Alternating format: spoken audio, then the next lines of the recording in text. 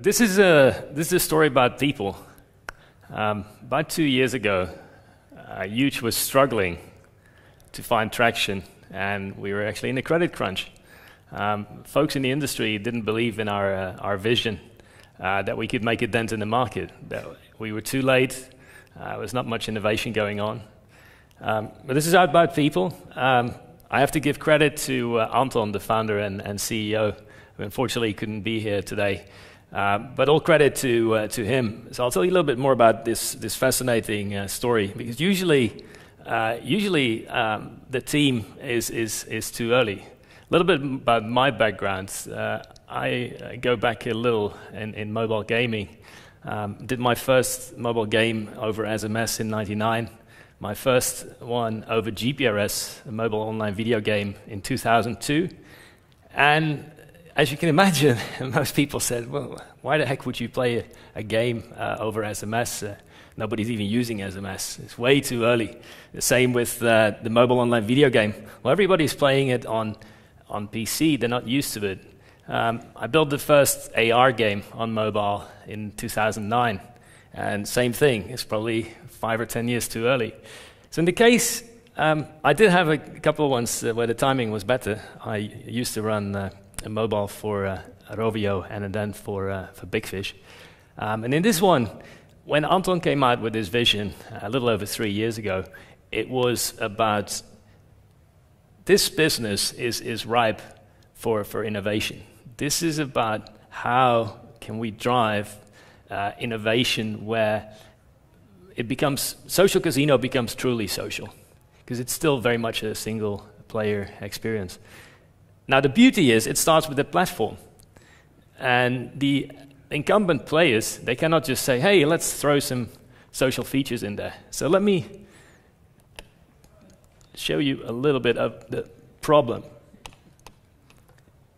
Now, the funny thing is, and I have seen that over the years, there's a lot of players in what we call social casino, that go to a land-based casino or even online and play slots solely alone.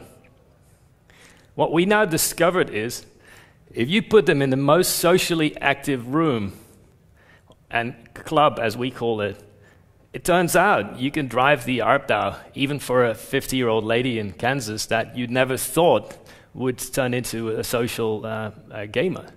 And that is really how we're driving the market. So it's not just grabbing market share, it's really finding both new audiences, and I'll dive a little bit more into that, as well as changing behavior of existing players.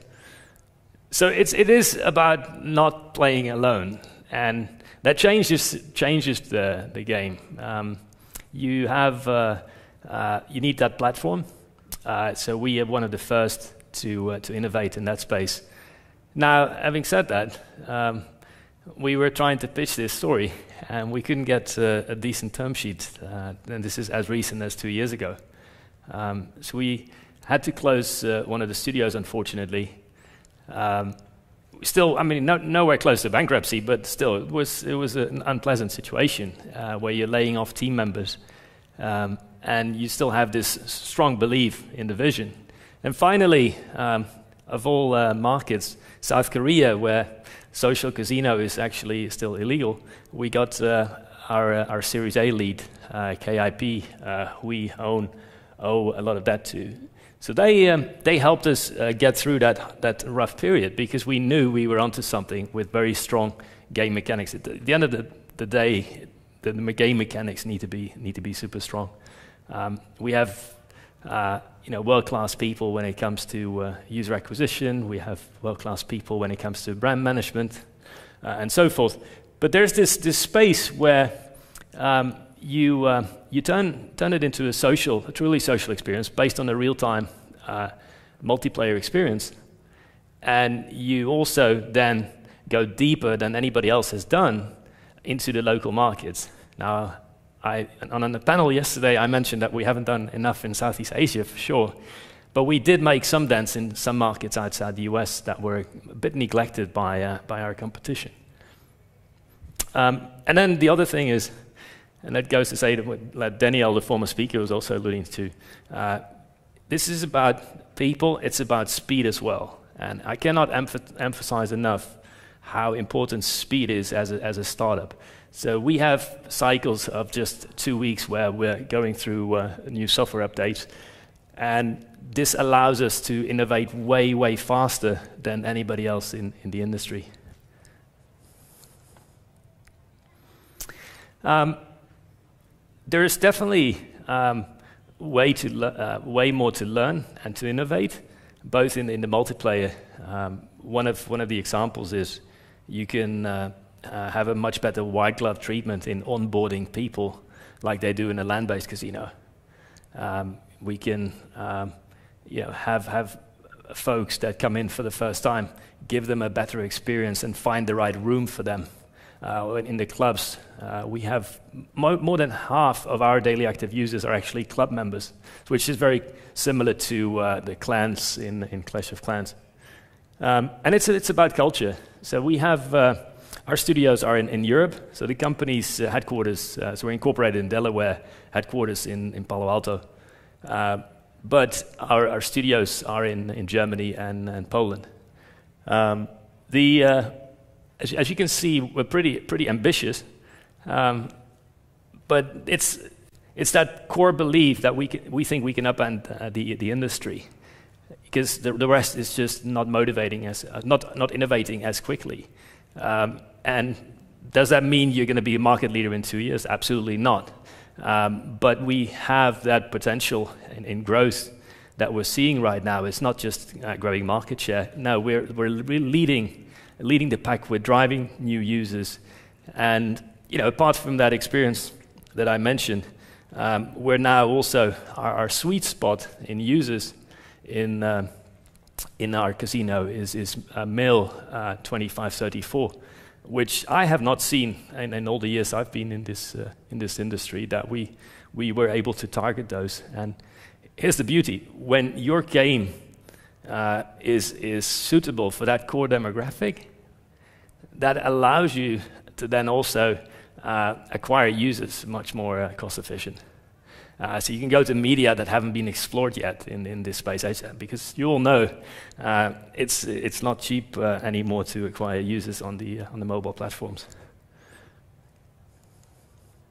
So we were at that time when we were running up our Series A. We closed that year with 5 million in revenues, which was still pretty decent.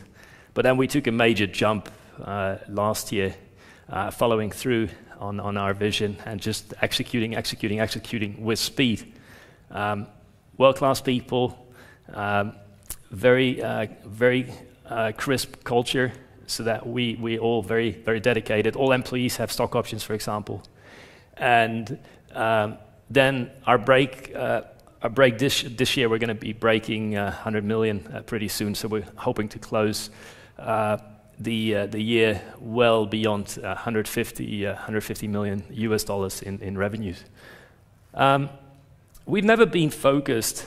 When you want to, when you have an aggressive target like that, you don't want to focus too soon on the margins, because all these big players that have to show it either to Wall Street or to their big parents, hey, I'm EBITDA focused. In this case, we've managed to. So our goal was to break even end of this year, and we managed to do that already a year ago. That's nice. It's nice to have. We don't need it at the moment, because we're really aggressively growing growing the market and growing our user base. Because we're late to the party, we don't have the amount of whales, for example, that some of the earlier players, like I had at Big Fish, have. But it's still, you see a few come over, and then they pull in their friends in the clubs, and that over time, I think, will give us an edge. ARPDAU, I mean, what we've seen is unreal. We've seen ARPDAUs on iOS over $1 in the last couple of months in the US. Pretty unreal numbers, and you always question whether that's sustainable. But so far, we have not seen that we've reached any ceiling. Same with retention rates. You can always improve, but this is a very, very interesting industry.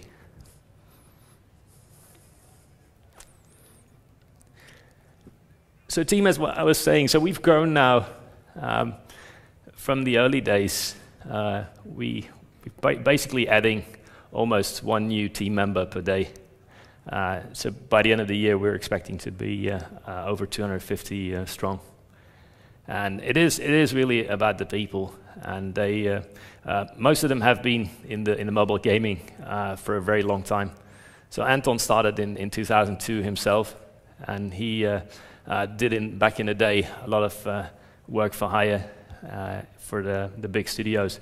But this is exactly the right strategy. This is how you build both a brand, a great game mechanic, and as I said, it's the core of the story for the future is really to build that multiplayer platform. So it doesn't have to be just one title, which our best performing title at the moment is Huge Casino.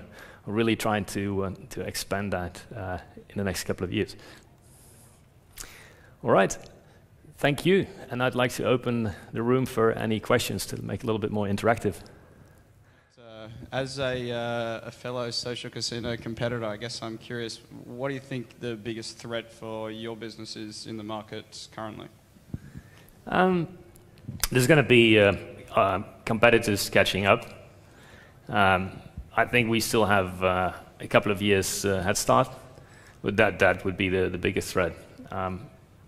Having said that, we know that you need the right culture, and if you're focused too much on EBITDA, which some of them are, it's going to be, even if you have that willingness on top management level, it's really hard to get there.